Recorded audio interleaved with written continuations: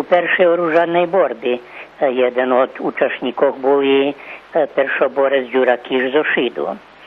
Na sviatočnosti prisustvovali republični pokrajinski i lokalni funkcionere Subnora i Titov unuk Joška Broz.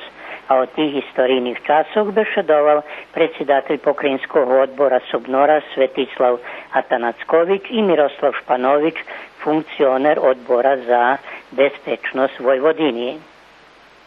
Z opštinskog budžetu u Šidze za sportske organizacije u Bačincoch, Berkasove i Bikiću za tod rok vidvojene 726.000 dinari, od Šidskog 19 milioni i 600.000 dinari, keljo namenjene sportu u opštini.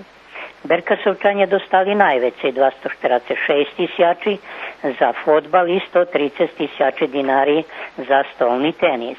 Bikičanje za fotbalski klub dostali 175.500, a OFK Bačinci 174.500 dinari.